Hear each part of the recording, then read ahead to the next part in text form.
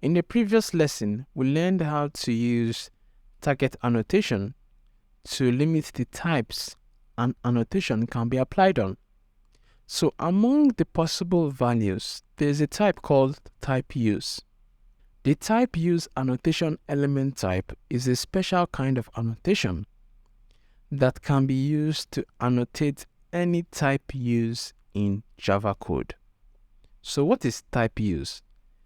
A type use is any place where a type is used in Java code, such as parameter type, return type, a type argument, a type bound, a type of field or local variable.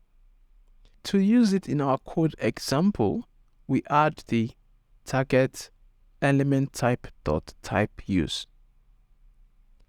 It can be used to annotate parameter types, return types, generally anywhere types are used.